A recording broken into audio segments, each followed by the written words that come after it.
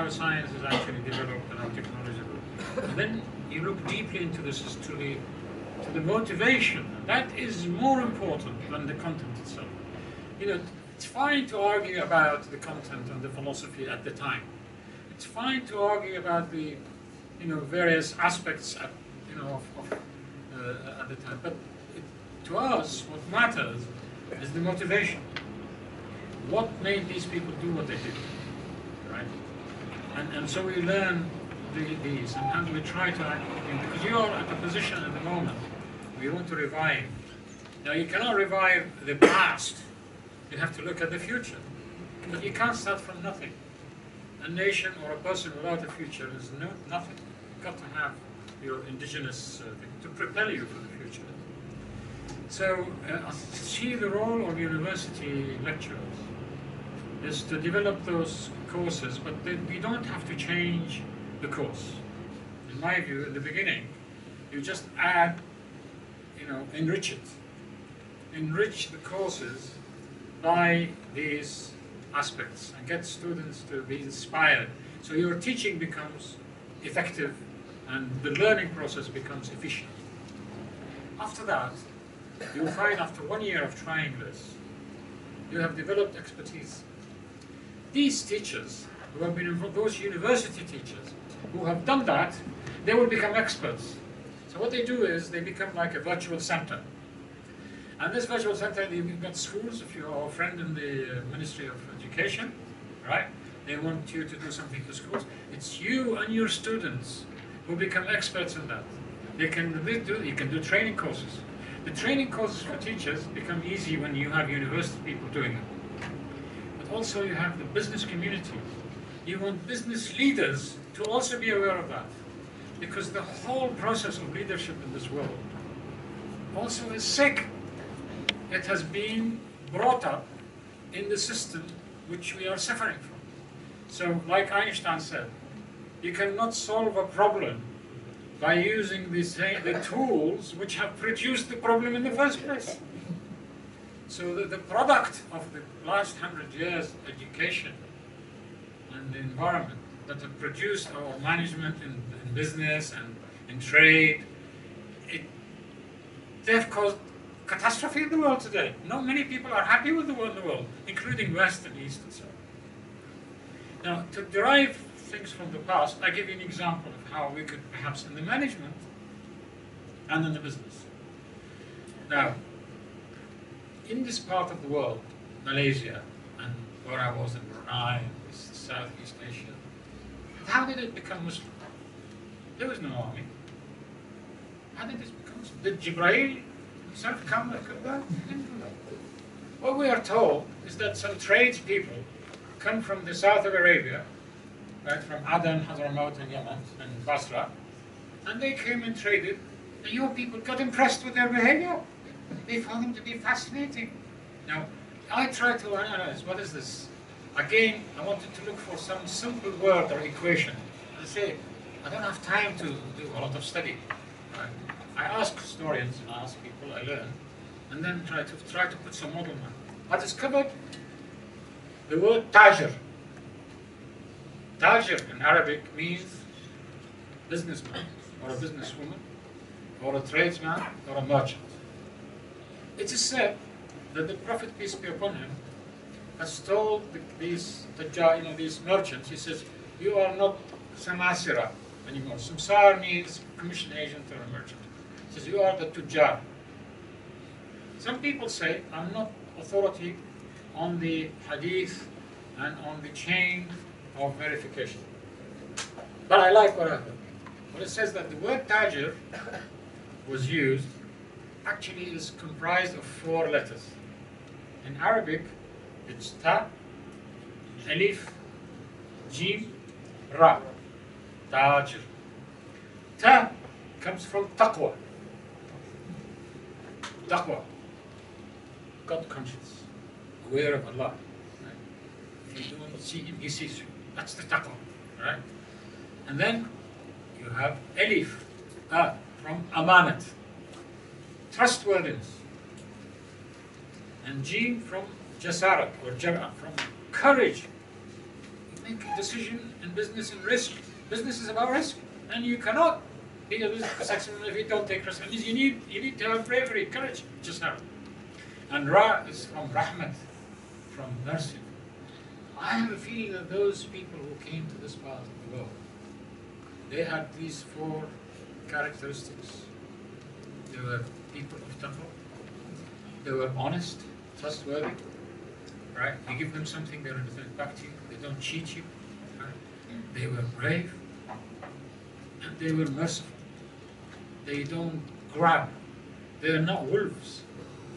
Today's management systems and even schooling systems creates wolves in societies. The idea of competitiveness is actually about wolfness. There is no mercy in that. Mercy comes in as a need, sort of peripheral. It comes from religious circles and try to modify your behavior. But as a professional, you have to make sure it's your selfishness, your company, and you are the best, even if it is on you standing on, on the trap over the others. So the spirit of cooperativeness has disappeared. So when I say that these people who will do this course, they can even improve management systems by bringing in from the past some of these excellent practices that brings in some sense into management techniques and into business and into finance. The financial world is collapsing around us. Right? You get people who steal billions of dollars. This is incredible. That means the societies that have produced such people, it's produced them as wolves. It's through this competitive, you're the best, and they don't think of the rights of the others. And you are there in a company, I know this is what they do in the bank. The bank, they just want to make money, nothing else. It doesn't matter about the feeling of the other people. Hoarding is something very rampant. Well, that doesn't come under Rahmah. So, Tajir as a concept in business and the can become something like that. I believe that your university can take a lead in this by putting in, enriching those courses. Right? It's easy to have one single course and say, call it History of Science. I don't talk about that one. That's fine, that's good. But you get some 40 people take it. No, you want everybody to be exposed to, when they hear about Newton's law, instead of knowing it as a gravitational law, they call it Newton's law. Then okay, Newton said, if I saw more than others, it's because I was standing on the shoulders of giants. You take the physics book itself and find out who are these giants that Newton was talking about. You can't find them. So he asked them to go and do a bit of research. Instead of you waste your time, or them go and waste it, they have no time, not waste actually, but they don't have time because they have to do the curriculum, they have to deliver their subjects. We, as a foundation, we have enough material. We can work together and give you these readily available so that you can cherry pick, right? It helps you, and if you want, it directs to where you can get this other source from. So you can reach and get that done quickly. I'm not coming here as a salesman, but I'm telling you that I think this is the way forward. Because by influencing your students in this way, and you assess before they get exposed to this, and assess them afterward, and see the transformation and see the change. Believe me, because it's happened to other places. It is successful. It's a good thing. They perform even better in the main subject. They perform better. So I think that UTM, because I have this thing in my heart towards UTM, I think you ought to take that. Right? Thank you. Can I just say something briefly? In the discussion so far, we may have got the impression that we are only interested to harmonize the Muslim heritage. This one is already in the content. Actually, the agenda is far wider from what I understand. The harmonization of the contributions of past civilizations, including the Hindu, the Chinese, whatever. Yeah. All those are included because I see my good friend here is not Muslim. He's a Tiru. He's working in this area. Please let me say a few words. Yes. So I want Salom to actually expand on that because it is very relevant to Malaysia, which is a plural country, and also there are many other countries with similar conditions where the harmonization of all these contributions will actually be positive in the end. Please. Sure. Yeah, I've gone to Penang because of this. Because actually we are trying to organize a campaign in India, right, to include Indian heritage. We want to identify the contributions of India to science, technology, right, and other aspects of life which constitutes the civilization. A very simple example, like what we call the Arabic numerals, actually originating from India, right? And we have already developed connections with researchers and scientists in India. We are holding in 1 year time, this is not public yet, like an international conference on this subject. We're also creating networks in China. The idea here is that it's not really Islamic centric, it is non-European centric. What we want to do is that our European friends, they have gone too far and they have made a mistake by neglecting those. We want to try to put it right. We're not saying, well, this is conspiracy, we're not here to create animosities, or so. There's nothing to that issue. Our foundation is non-political, non-religious. The people who are involved with us, they come from all sorts of religions, of faith or even without faith. The fact that I am like that, that's me personally. But the others believe that in order for humanity to live peacefully with itself in the future, people need to first, you need to sort of make them re-perceive so that they expand their identity, they re-perceive their past. They then begin to respect and appreciate the contributions of other people. And that is part of our program. The fact that Muslim heritage comes out big, why? Because that in that 1,000 years, about 800 years of it was Muslim. It's just so happened to be. So now we are going out of our way to actually include. We already started publishing in the Muslim the contributions of India. So that's to say. And I think it can create cohesion in the society when you bring in the other cultures. I'm glad you mentioned that because now it's a global movement to westernize knowledge and scientific achievement. And then in America, in Africa, also they are doing that. Yes. I'm glad that your center is doing that as well. We have a course here, we are offering the whole thing. Yes. We are not a center, by the way. We are a network. The number of people we think we have touched and contacted is about 120 million.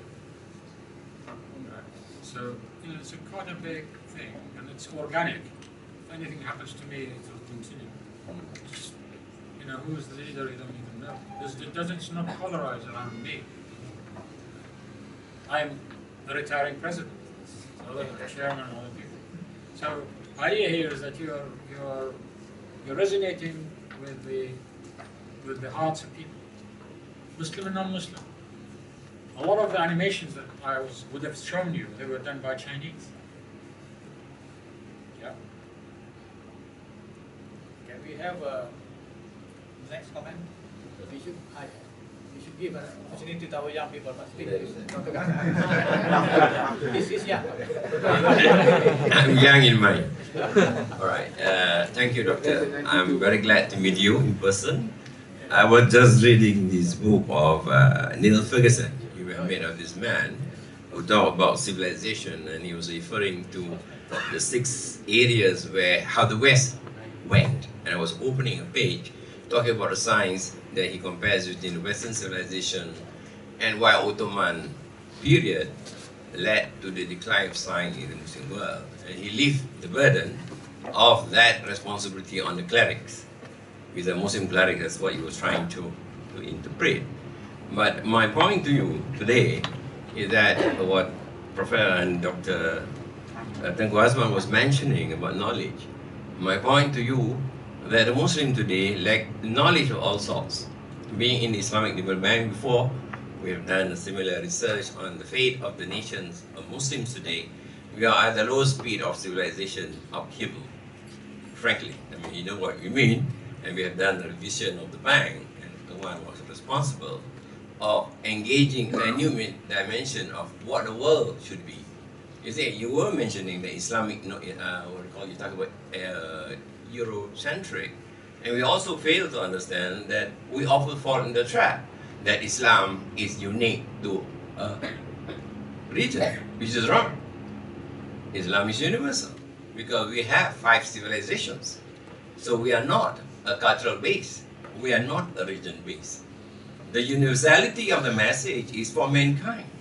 Today, why it has to be said so, because in the Davos discussion that took place in January, the German foreign minister mentioned the theme of the last Davos called the new global context, and he defines strangely that it is not a bipolar, it's not a unipolar, neither a multipolar. What he's talking about today, that 202 years ago, 1813, in the Vienna Convention, the West gave this you refer to the Eurocentric, 3 things to us. Idea of progress, markets, and nation state. Yesterday, last week, I attended the Mahathir's outfit on the new economic order. I think not many attend. The Pentagon representative, Dr. Robert Barnett, was so arrogant to talk about the Pentagon map for the world. And he talks about the 3 or 5 Gs, which is a global democracy, global governance, global capitalism, and of course I told him I miss it, I have to leave for some reason. I said, you got a godless globalization. And my point today is that when you bring this issue of the success of civilizational intent, reading this book, you can find what the one was mentioning, the way this Neil Jefferson defined that al-Ghazali was part of the problem. On this page, I gave you the page. So they're trying to understand the question. But as in Malaysia, you are finding some brave Muslims who can say to the world, very basic since we're in development, we said, when the financial crisis was in 2008, or rather in 2008, when we met the World Bank, there was no answer to conventional finance. It was only Islamic finance. We don't have Chinese finance, no Japanese finance, no Indian finance. It was Islam that provided. And it was the Pope who said, look to Islam for the problem of current conventional, distress of the world. So my point to you is that in our civilizational debate, it cannot become matter of piety. This is the problem, as defined. The cloud of piety that makes even in Malaysia today, because we are also going on the other extreme. Piety is the solution. I'm sorry, I don't agree with that. Because I totally agree with you that the whole Muslim today is a complete man. He understands himself as the representative on earth, therefore he has to realize his creation and purpose. And that message must be said to Muslim first, because Muslims got confused. They think they are a race. They are not. They are the universal icon of human creation. And that will message from the day Adam was born until the day of judgment. A Muslim will be that universal citizen. Today, because nation state have made us today, and they still behave, but I think modern technology through ICT, instead of networking, the word is called now networthiness.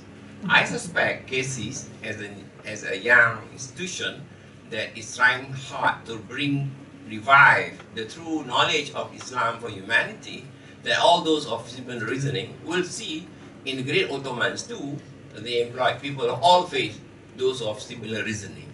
So I thought your center would play that major role. But the big challenge for Muslims is what you talk about the Waqaf. We are interested in Waqaf. We are trying to revive Waqaf, have the mainstay that sustained Ottoman for 600 years until today. Because we visited in May, and it's still running there. 600. Which company has survived 660 years into this history? No. But Muslims do not know that. Because, as you said it, the high mission, because today we define as Sadaqah, but Waqaf is real, the day of judgment. And I think that's what we need to rewrite the message. Rewrite the message, not in just Quranic interpretation, but a civilizational consensus, which today has arrived, which Muslims are very, critical on the Maqasid Sharia, with the higher objective Islamic law, has to be understood. In early days, we understood the 5 pillars of Islam and the 6 pillars of Iman, and think that is Islam. Unfortunately, that makes us today riddled with confusion. that Islam is not a civilization, but Islam is a religion. So I think your center today has proven otherwise, that those people were really driven by true message of Islam, but Muslims today and fellow mankind had to discover it. But even in other countries, even China today faces a problem, because in this book, in last chapter, he talks about China. He says Christianity is our religion, that's all. I think we have to debate. Thank you very much. So my point to you, sir, and cases, we have a job to do. Certainly, there's a job to do all the time. So long as each person, as an individual unit, society, and members of humanity, they recognize that they have a role and a mission in this life, right? I think the world will be in a safe place. There will be no period without wars. There will be no period without, this is part of, when the angels, when they saw Allah has created Adam, as you read in the Quran, they say, why you create this creature that is going to cause war and bloodshed and so on? What did he say? He said, I know what you know not. And he taught him the names, made him into a special karramna bani Adam, that have made Adam, elevated his status. This elevation of status of the children of Adam is a very important concept. He didn't say we have elevated the Muslims. He says the children of Adam. And hence respect and dignity becomes a vital, in fact, the most important thing. I know a guy in Oxford. You might like to read his books. His name is Professor Naif al-Rodhan. A-L-R-O-D-H-A-N. He has his own website. He's an emerging character, actually, and his writings are fascinating. He was originally a neuroscientist, a neurosurgeon, and he looks at geopolitics. His interest is in geopolitics. He's written in a book called Sustainable History. It's as thick as the one that you have in your hand, and he looks at history. But his theory is unlike Marx or Durkheim, Nietzsche, or Freud, and so on. He goes about the dignity as being the factor in history that has been the dominant factor, not economic, right, or sexual or so on. He goes about dignity, and I like that because it brings sort of this dignity of a human being. People can become hungry, they can become sick, but they cannot tolerate indignity. Dignity is something that is the last thing people actually use. Let me get back to this thing about al-Ghazali and so on, because I hear it quite a lot. Many people try to drive that in. Of course, there was a debate at the time, even in Andalusia, al-Ghazali was in Damascus, and yet in Andalusia they were also trying at-tahafut and all this, I think there was a big exaggeration on this issue. That's personal. There was, of course, a transformation, and he has, at the time of al-Ghazali, there was also the Crusades. And when you look at Ihya al-Ulum or Tahafut, all his books, there was not a single mention about this issue, not a single mention about jihad. And when I was younger, I said, what on earth is going on here? Why is this guy, such an important guy, doesn't even mention jihad? Ummah is suffering, right? Catching hell, and he is busy about the soul and about philosophy. Because as I grew older, I began to realize the importance of that. So there is looking at history from a different angle, trying to find out. There was something that I have not seen mentioned anywhere. And that's something really I personally developed. Maybe I'm totally wrong, but you're right. I think what happened when you look at the early years of Muslim civilization, these people who became Muslim, they were, these, energizing units that I mentioned, right? They were organic growth. They were not part of a central organization. Muslim governments at the time had very little to do with the public. They did not actually work in da'wah. All this Abbasid and Umayyad, very little to do with that. They were managing a small structure, implementing laws of penal system, and also interested in army. The rest of the society was growing in an organic manner. It's like the grass in the garden. It multiplies. If you cut the grass from anywhere, it multiplies, it multiplies itself. And it took a long time, each society. When you go into Syria, when Umayyad starts here, 200 years, the Muslims, even though the capital of Islam, they were minority. Muslims were minority. 200 years. Same thing in Egypt. Christians are still. In India, if it was the government and it was trying to actually tell people what to do, India, would have become 100% Muslim. But that's the process of organic growth and dependent on individual behavior was, it was very clear to me. You can see that. But that tells me also is the economic structure and the management structure and the dawah system and the schooling system. So it was also organic. It was not like a tree, one single tree. It was like this grass.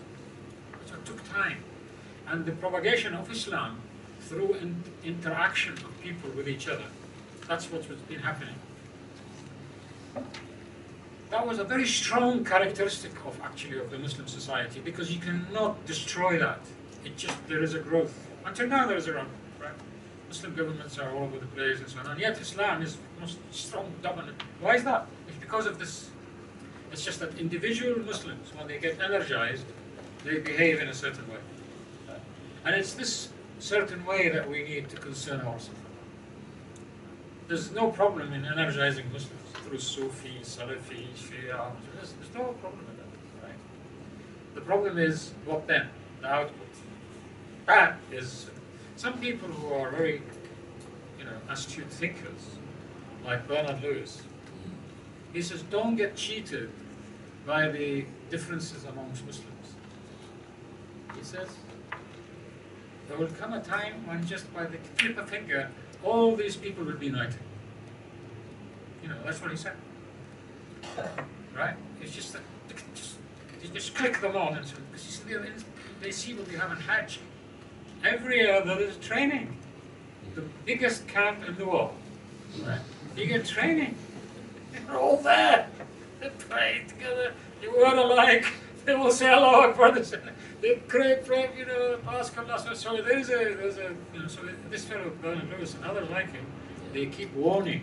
They say, don't be cheated by this. So it's worth a lot of effort to try to keep the Muslims apart and unstable and so on. So it's really most unfair to come to the Muslim today and say, why you are not on the top universities?